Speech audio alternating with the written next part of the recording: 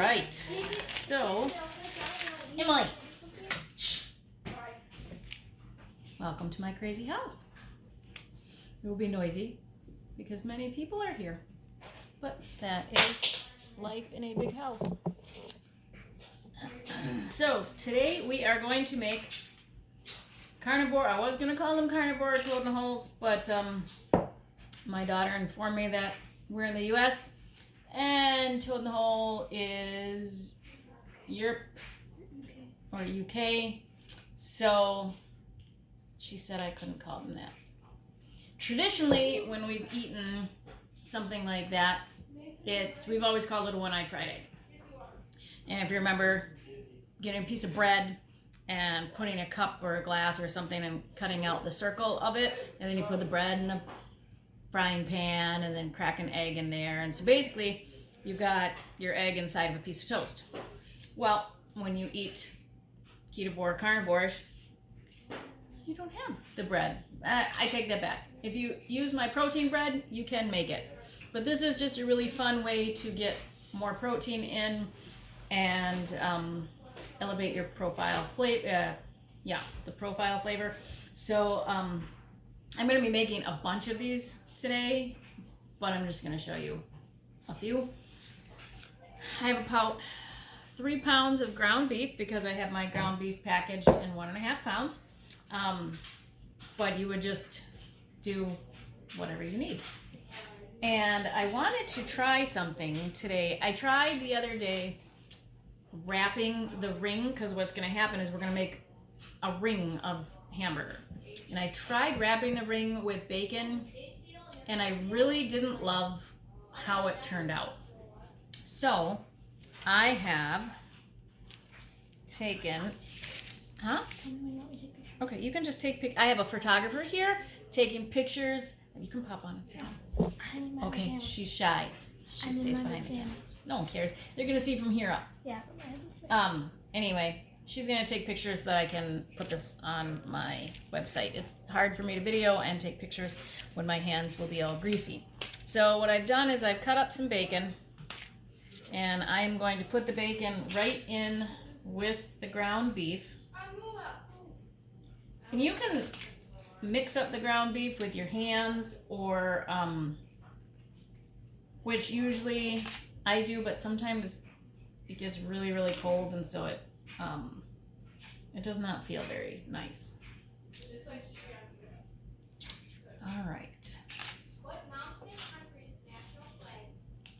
And you might hear some trivia questions in the background, so if you hear them and you know the answer, feel free to play along. All right, so what I'm gonna do, basically to do this, all you need is the ground beef, some seasoning, whatever seasoning of your choice. If you like pepper, salt, I'll show you what I'm gonna be using. You could even put in like a sugar-free barbecue sauce if you wanted to do that. I may do that for some of the other ones. My gross towel. All right. So 2 of my favorite seasonings, I've really started liking the Redmond's Real Salt. I love their smoked salt. They have three flavors, I guess. I haven't tried the chef one yet. It's not open, but I just absolutely love the cherry and the hickory. So Redmond's Real is really my favorite go-to salt because it's the most cleanest.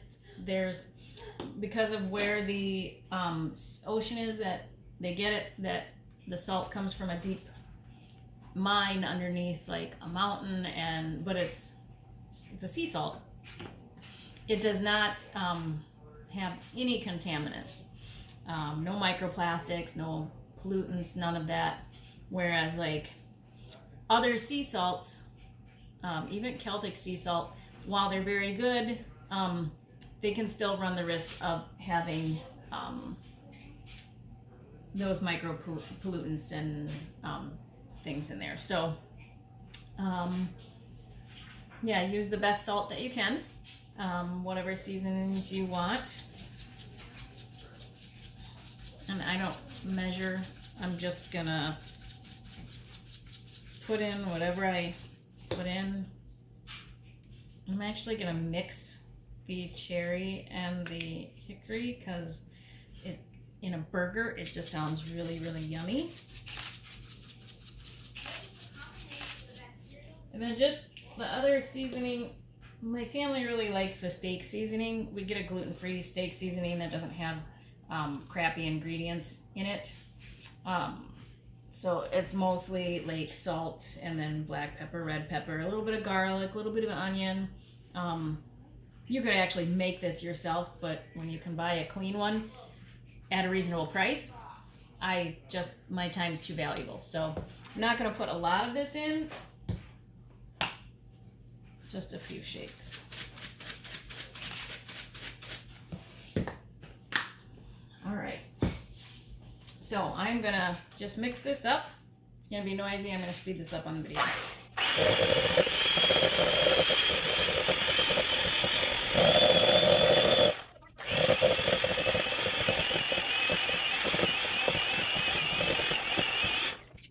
All right. So it's all mixed up. Just gonna get the meat out of the beater. And then what we're gonna be doing is rolling this into about 4-ounce balls, and because that's about the size of a quarter-pound hamburger. So you definitely don't have to measure or weigh when you do it. I do because my husband is a type 1 diabetic, and so he needs to know the weight of the protein food so that he knows how much insulin to dose for, because protein does still spike, or does still elevate insulin, or glucose anyway. And so for a non-diabetic, it's nothing that you'll even notice, and it's not even enough that, you know, it's a very small rise. But for a insulin dependent diabetic who makes no insulin at all, it's a big deal. So it's important to take an insulin that matches that rise of the protein and know the weight of the protein. So I do weigh this out. All right, so this is what it looks like. It's just a nice mix. All right, I'm gonna get my scale here.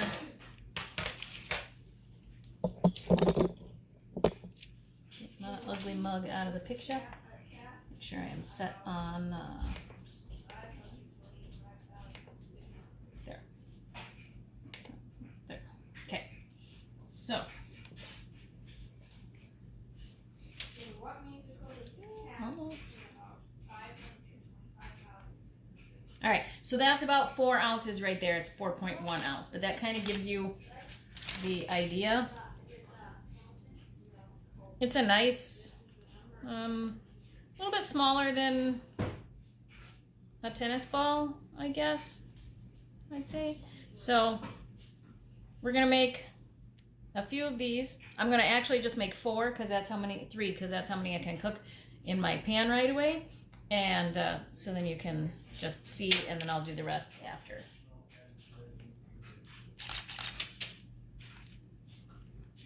This is just a little bit too much. Like, I don't get too anal or technical with the amount of. All right. Like making sure it's exactly 4 ounces, but I like to be as close as I can, just for my husband.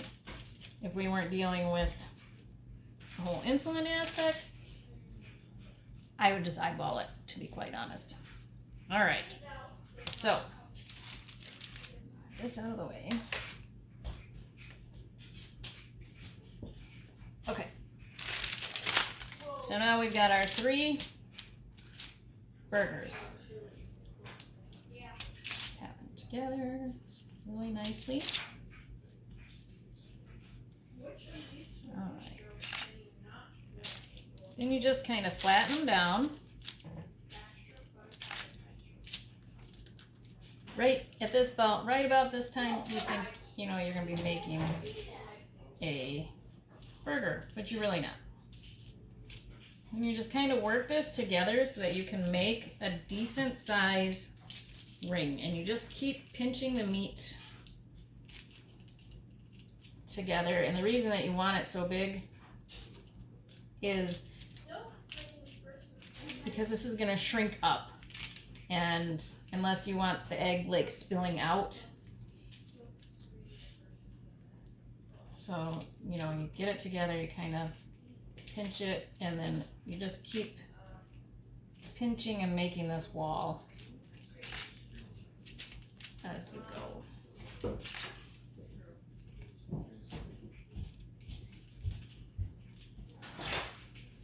So now I can actually fit my fist right in there. And then I'm just going to do that with the rest of this, with the other two.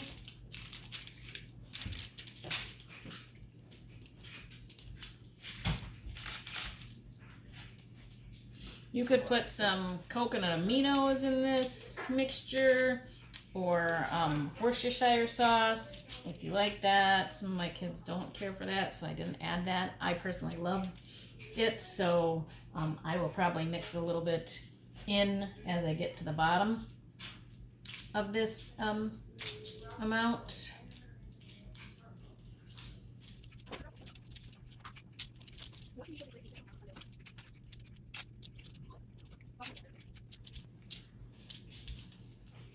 All right, so we've got our 3 burger rings, and I am going to fire up the stove and move you to the other side.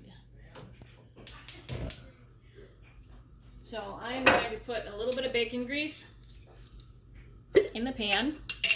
I always save my bacon grease.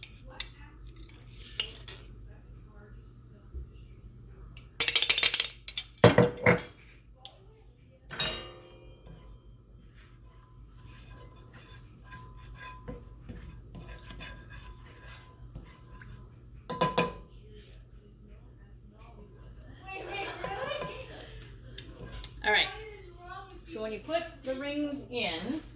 What's Nollywood? No, why do you have Bollywood, Nollywood, and Hollywood? Where's Nollywood? Nigeria. Now you can either break the egg in right away, or you can leave it cook for a little bit.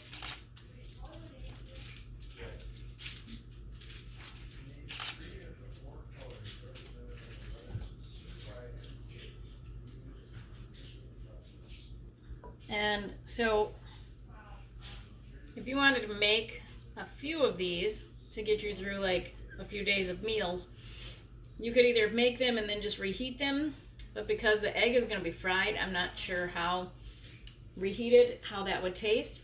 But you could make the rings themselves, cook it all the way through, and then just keep the rings in the refrigerator, and when you're ready to make the meal, you could just toss it in the pan, let it warm up, and then put the egg in and fry it.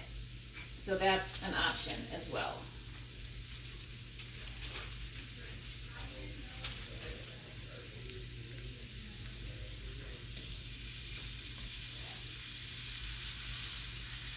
So I'm going to let these cook for just a little bit before I put the egg in, because the egg will cook really fast. And I've got this on medium. Turn my fan on. And because it's got the bacon in it, that's why I'm leaving it cook for just a little bit before I go to do my eggs. And yes, I am using some store-bought eggs because a few of my hens are molting, and so they are not producing eggs right now.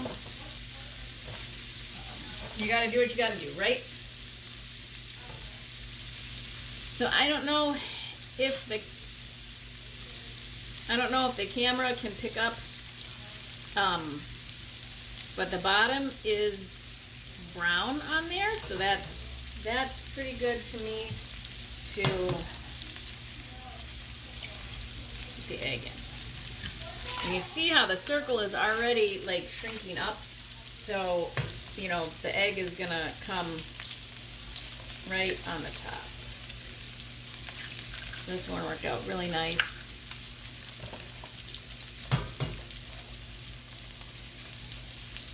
You could try doing the egg ring in an air fryer too if you wanted, like say you were just making the rings to have for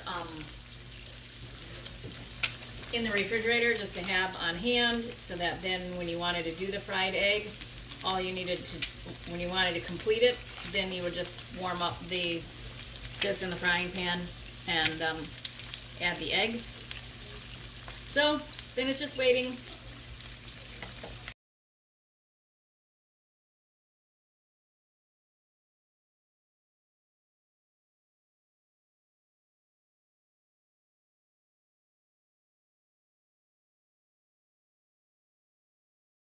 Okay, so the burger is really starting to brown nicely. The browning is coming up. So I think what I'm going to try, and the bottom of the egg is the white is cooked. You can see the white leaks out. Nothing that you can do about that.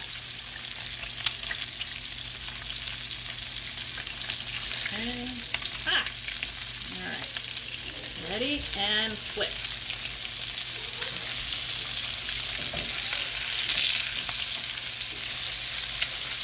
Doesn't that look beautiful? It just looks beautiful.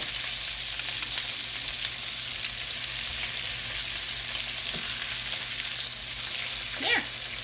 Now you're just going to let that cook probably another, I don't know, 4 to 5 minutes. And then it'll be ready to go on a plate. Did you give me a plate? A big round one so I can put them on?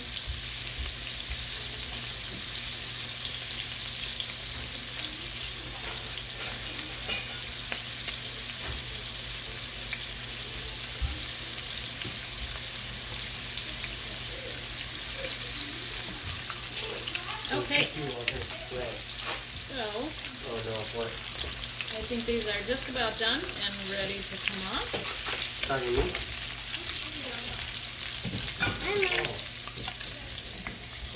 Beautiful. Beautiful, beautiful. No.